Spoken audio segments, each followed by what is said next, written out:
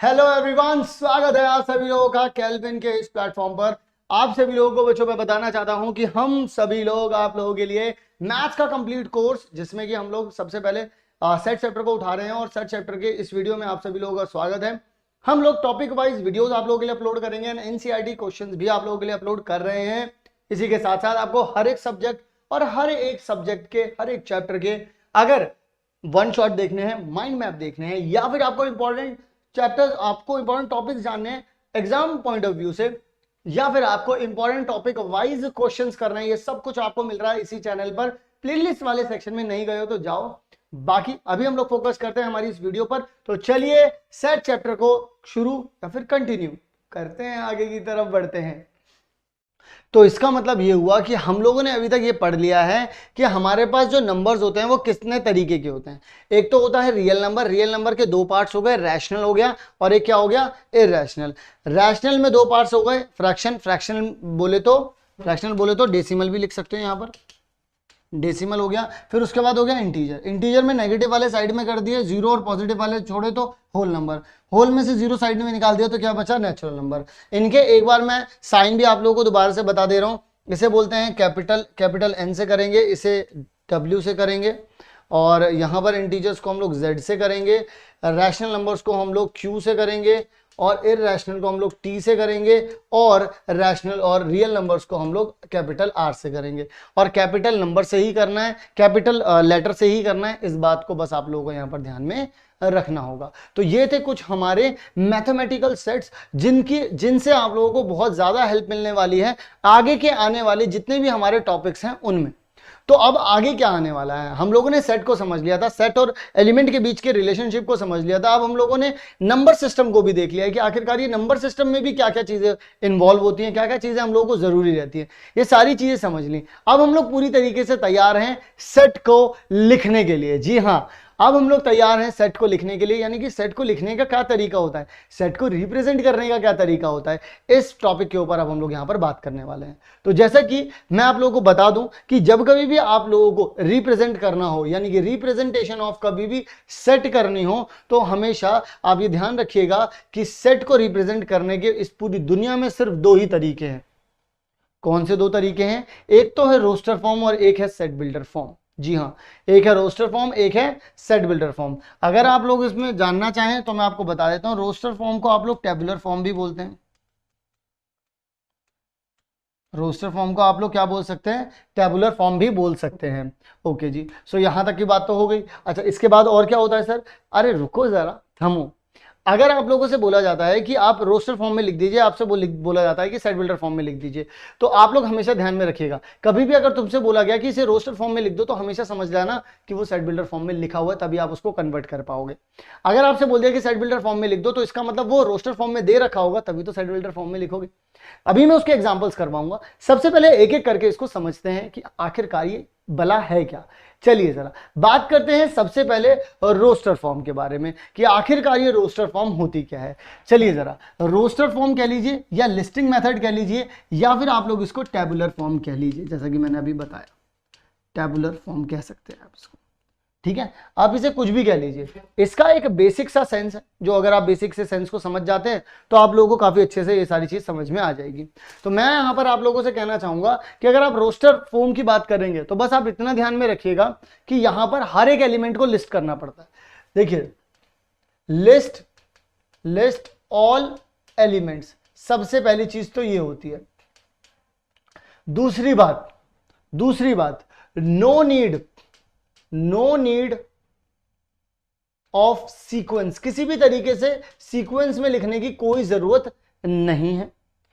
तीसरी बात, no need to write repeated element को बार बार लिखने की जरूरत, रिपीटेड एलिमेंट्स को बार बार लिखने की जरूरत नहीं है। जैसा कि मैं आप लोगों को बात बताता हूं, जैसे आपसे बोला गया कि 1 से लेकर 4 तक की गिनती है, तो 1 से लेकर 4 तक की गिनती को अगर मैं ए बोल दूं, तो यहां पर देखिएगा आपने सारे के सारे एलिमेंट लिखे कि नहीं लिखे, सिंपल। इसे बोलते हैं रोस्टर फॉर्म कि अगर मैंने सारे के सारे एलिमेंट्स यहां पर लिख दिए, मैंने बता दिए और मैंने उन्हें कोमा से अलग अलग कर दिया। भाई कोमा से ही तो अलग अलग करोगे इन्हें, तो आपने क्या कह दिया, इस सेट को क्या कह दिया आपने कि ये एक रोस्टर फॉर्म है।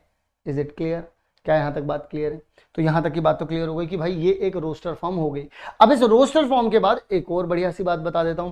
अगर आपने इसको ऐसे लिख दिया 4 3 2 1, अगर आपने इसको ऐसे लिख दिया 1 2 4 3, अगर आपने इसे ऐसे लिख दिया 4 1 2 3, तो इससे कोई फर्क नहीं पड़ता, ये सब आपस में क्या है, बराबर है।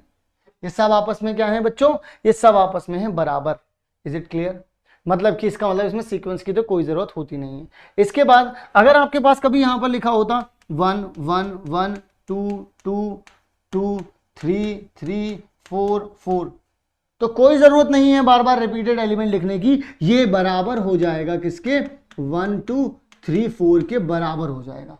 इस बात को आप लोग यहां पर ध्यान में रखिएगा कि इसका मतलब ये हो गया कि अगर 1 2 मतलब 1 3 बार लिखा हुआ है, आप एक ही बार लिखिए, मतलब एक ही है। ये 1000 बार भी लिखा होता तो भी आप इसको एक बार लिखते। ये 2002 अगर 2000 बार भी लिखा होता तो आप इसे एक बार ही लिखते। इस बात का ध्यान रखिएगा। तो इसका मतलब अगर आपसे कोई पूछे कि भाई यहां पर इसके कितने एलिमेंट लिखे हुए हैं, यहां पर आप 4 ही गिनेंगे। आप ये नहीं बोलेंगे कि 1 जो है वो 3 बार है, 2 जो है वो 3 बार है, 3 जो है वो 2 बार है, 4 जो है वो 2 बार है, ऐसा नहीं बोलेंगे आप डायरेक्टली बोलेंगे 1 2 3 4, बस बात खत्म हो गई। ठीक है? कभी आपको मान लीजिए इनफाइनाइट नंबर्स दे दिए, जैसे कि अगर आपसे बोल दिया नेचुरल नंबर्स लिख दीजिए यहां पर, तो नेचुरल नंबर्स लिखने के लिए आप क्या करेंगे, आप नेचुरल नंबर्स लिखने के लिए आप यही तो बोलेंगे कि भाई नेचुरल नंबर्स तो कैपिटल एन से डिनोट होता है, 1 2 3 4। अब सारे तो लिख नहीं पाओगे तो क्या करोगे, ऐसे डॉट लगा करके छोड़ दोगे, क्योंकि इसके अंदर नंबर्स ऑफ एलिमेंट इनफाइनाइट हैं, इस वजह से आप यहां पर नहीं लिख सकते। ठीक है?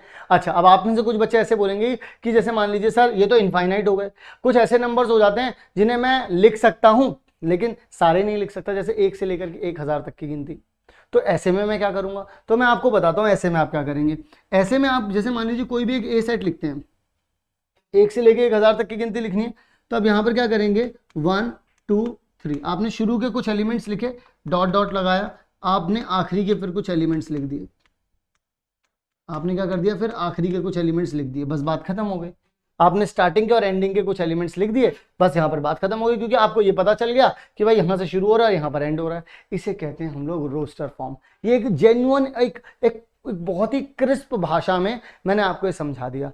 अब डेफिनेशन तो बहुत कुछ कहती है, बहुत कुछ लिखने के लिए कहती है, लेकिन यहां पर हम लोगों को क्या समझ में आया, पहली चीज सारे के सारे एलिमेंट लिखने होंगे। दूसरी बात, सीक्वेंस मैटर नहीं करता, आगे पीछे करके कहीं पर भी लिखो। रिपीटेड एलिमेंट्स को बार बार लिखने की जरूरत नहीं है, रिपीटेड एलिमेंट्स को बार बार गिनने की जरूरत नहीं है। अगर एलिमेंट्स इनफाइनाइट हैं, जिनकी कोई सीमा ही नहीं है, इनफाइनाइट नंबर्स ऑफ एलिमेंट दे रखे हैं, तो उससे आप स्टार्टिंग के कुछ एलिमेंट लिखेंगे, उसके बाद डॉट डॉट से डिनोट कर देंगे कि इसमें तो इनफाइनाइट नंबर्स ऑफ एलिमेंट हैं।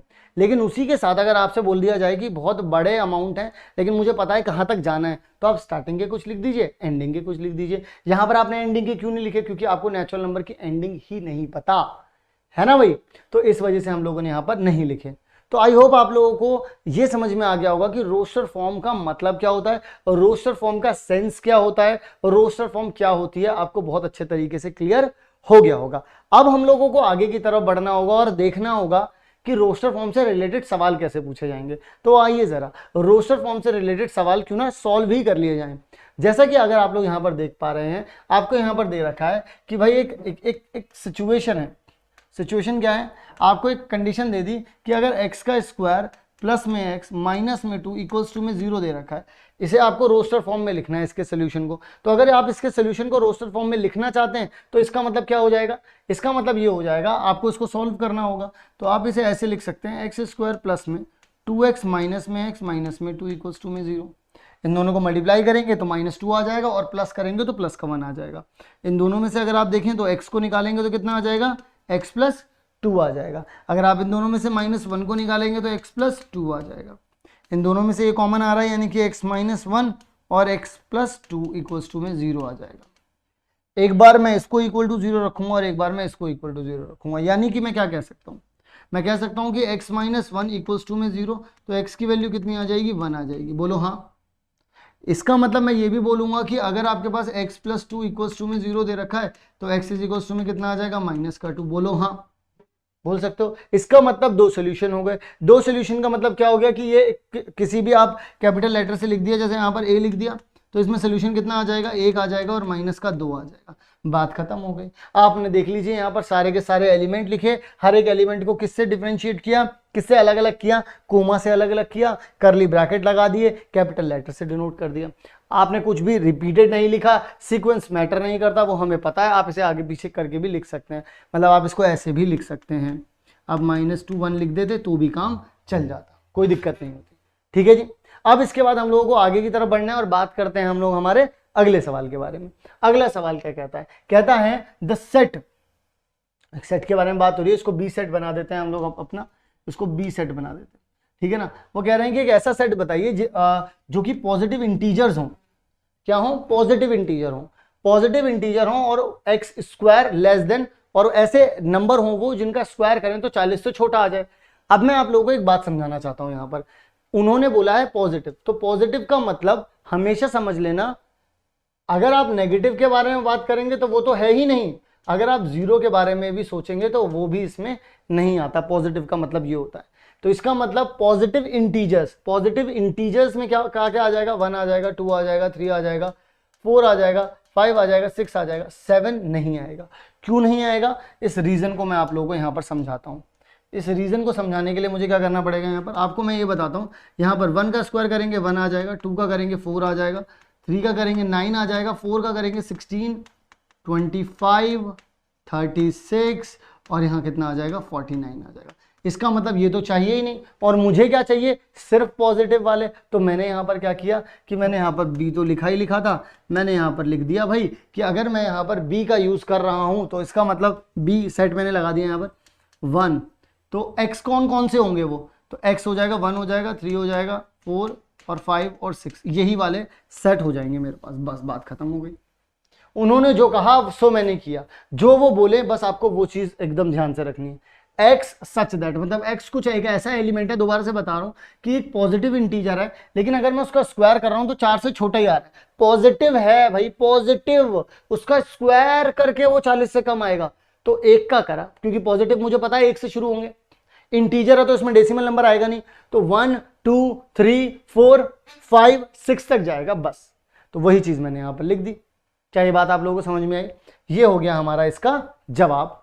ठीक है जी, चलिए जरा इसी तरीके से अपने फ्लो को बिल्कुल भी नहीं रोकना है और अपने कॉपी पेन को भी नहीं रोकना है। अगर आप लोग नोट्स बना रहे हैं, ठीक है ना, हालांकि ये पीडीएफ तो आपको मिली जाएगी। एफ दे रखा है यहाँ पर, एक सेट एफ दे रखा है। आप कहते हैं कि the set of all letters in the word better, better, better word का एक सेट बना दीजिए। तो अब मैं आपसे बोलूंगा यहां पर आपको वो एलिमेंट्स का यूज करना है जो कि इसको बेटर वर्ड को बनाने के लिए लगे हैं। कौन कौन से हो गए वो हो गया बी हो गया, ई हो गया, टी हो गया और आर हो गया। अब आप में से कौन से बच्चे ये बोलेंगे कि मैं 2 बार ई को लगा दूं या 2 बार टी को लगा दूं? नहीं बोलोगे ना, क्योंकि अभी अभी जस्ट मैंने थोड़ी देर पहले सिखाया था कि रिपीटेड एलिमेंट्स जो होते हैं उनका यूज नहीं करना। रिपीटेड एलिमेंट्स जो होते हैं उनके बारे में यहां पर नहीं लिखना है, उनको बार बार यहां पर नहीं लिखना है। बार बार लिखा हुआ है तो उसको एक बार लिख दो, ठीक है ना। तो इसका मतलब ये हो गया आपके पास सेट। ये क्या हो गया, इसमें कोमा लगा हुआ है, करली ब्रैकेट लगे हुए हैं, कैपिटल लेटर से लिखा हुआ है यहाँ पर, और हर एक एलिमेंट को हम लोग यहाँ पर शो कर रहे हैं। तो ये क्या हो गया, ये एक रोस्टर फॉर्म हो गई। यहां पर आपके पास एक भी एलिमेंट नहीं लिखा था, लेकिन यहां पे आपके पास सारे एलिमेंट ही एलिमेंट लिखे हैं जो आपको एक्चुअल में चाहिए। इज इट ओके बच्चों? तो इसे बोलते हैं हम लोग क्या, रोस्टर फॉर्म, ठीक है ना। ओके, अब बढ़ते हैं आगे की तरफ और बात करते हैं हमारे अगले सवाल के बारे में। हमारा अगला सवाल क्या है? हमारा अगला सवाल जो है आप सभी लोगों के लिए, हमारा अगला सवाल कुछ इस तरीके से है। कहते हैं, क्या कहते हैं जरा देख लेते हैं। X such that is a 2 digit natural number जिसका सम जो है वो 8 हो जाए। 2 डिजिट के ऐसे नेचुरल नंबर्स, नेचुरल नंबर्स का मतलब क्या है कि पॉजिटिव नंबर्स होंगे, वो 1 2 3 से स्टार्ट होगा वो, ठीक है ना, डेसिमल नंबर्स नहीं होंगे उसमें, जिनका सम जो है वो 8 आ जाए। आपसे ये बोल रहे हैं। मुझे एक बात बताइए आप लोग, क्या वो ऐसे किसी नंबर की बात कर रहे हैं? अगर वो किसी ऐसे की बात कर रहे होंगे तो इसमें तो ये भी चलेगा 2 डिजिट में। क्या वो ऐसे किसी नंबर की बात कर रहे हैं? अगर ये है तो फिर ये भी होगा, अगर ये है तो ये भी होगा कि नहीं होगा? और क्या हो सकता है? इसका मतलब ये भी हो सकता है, जी हाँ, बिल्कुल हो सकता है। आप लोगों ने 1 7 भी कर लिया, 2 6 भी कर लिया, 3 5 भी कर लिया, 4 4 भी कर लिया, आप 8 0 भी लिख सकते हैं। अब आप में से बहुत सारे बच्चे ये बोलेंगे कि सर आप 0 8 क्यों नहीं लिख देते? क्योंकि बच्चों डबल डिजिट नंबर 10 से शुरू होते हैं और 99 तक जाते हैं।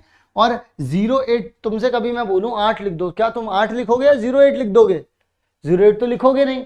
तो हम लोगों को उसी हिसाब से चलना है। ये एक 2 डिजिट नंबर नहीं है, ये सिंगल डिजिट नंबर है। तो इसका मतलब जो हमारे पास सेट बनेगा वो सेट कैसा बनेगा? सेट कुछ इस तरीके से बनेगा, C इज इक्वल्स टू में 71 17 62 26 35 53, ठीक है, 44 और 80।